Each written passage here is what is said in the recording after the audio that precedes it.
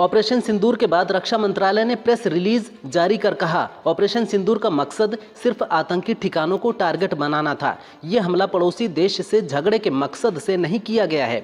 उन आतंकी ठिकानों को निशाना बनाया गया है जहां से भारत के खिलाफ आतंकी हमलों की योजना बनाई जा रही थी।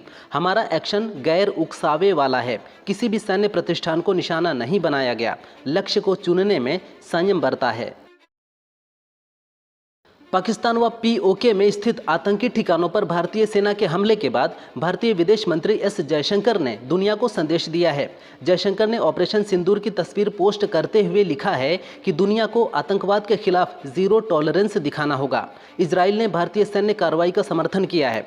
इजरायली राजदूत रूवेन अजार ने कहा कि आतंकियों को पता होना चाहिए जघन्य अपराध का अंजाम क्या होता है। भारतीय सेना की कार्रवाई पर कांग्रेस नेता पवन खेड़ा ने कहा कि हमें हमारी सेना पर बहुत गर्व है।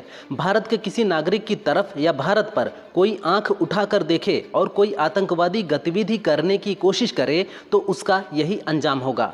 आज हमारी सेना ने ये फिर से साबित करके दिखाया है। कांग्रेस पार्टी ने खुलकर कहा है कि हम सरकार के साथ खड़े हैं। पाकिस्तान और पीओके में स्थित आतंकी ठिकानों पर भारतीय सैन्य कार्रवाई पर चीन की प्रतिक्रिया आई है।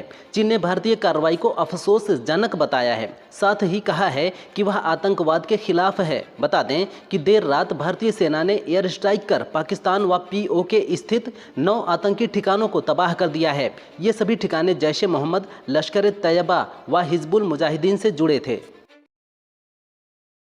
भारत के ऑपरेशन सिंदूर पर गृह मंत्री अमित शाह ने कहा, हमें अपने सशस्त्र बलों पर गर्व है। ऑपरेशन सिंदूर पहलगाम में हमारे निर्दोष भाइयों की क्रूर हत्या के प्रति भारत की प्रतिक्रिया है। मोदी सरकार भारत और उसके लोगों पर किसी भी हमले का मुंहतोड़ जवाब देने के लिए प्रतिबद्ध है।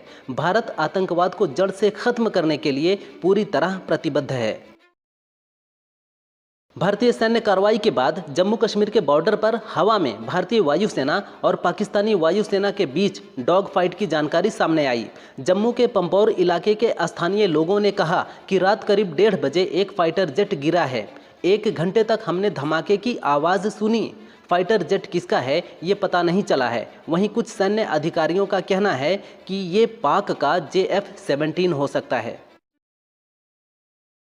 ऑपरेशन सिंदूर के तहत भारतीय सेना की पाकिस्तान पर कार्रवाई के बाद रक्षा मंत्री ख्वाजा आसिफ की प्रतिक्रिया आई है।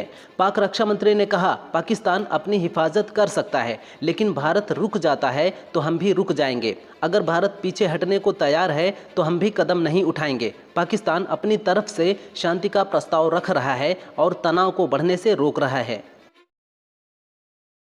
भारत ने पाकिस्तान के खिलाफ कल देर रात हुए एयर स्ट्राइक को ऑपरेशन सिंदूर नाम दिया है। इसे लेकर रक्षा विशेषज्ञ रिटायर्ड कैप्टन अनिल गौर ने ऑपरेशन सिंदूर पर कहा, पहलगाम में निर्दोष पर्यटकों का धर्म पूछकर उन्हें मारा गया। माताओं बहनों के सिंदूर मिटा दिए गए। उसके बाद ऑपरेशन सिंदूर लॉन्च किया गया और सेना, नौसेना और वायुसेना ने 9 जगहों पर स्ट्राइक की है। भारत अब आतंक बर्दाश्त नहीं करेगा। पहलगाम हमले के बाद भारत के ऑपरेशन सिंदूर पर कांग्रेस ने कहा, राष्ट्र की कार्रवाई को लेकर हमारा सरकार को शुरू से पूर्ण समर्थन है। पीओके और पाकिस्तान में आतंकवाद के सभी स्रोतों के पूरी तरह सफाई की भारत की नीति अडिग है और ये नीति हमेशा सर्वोच्च राष्ट्रीय हित से प्रेरित होनी चाहिए। इसके साथ ही कांग्रेस नेता राहुल गांधी ने पोस्ट किया, भारतीय सशस्त्र बलों पर गर्व है। जय हिंद।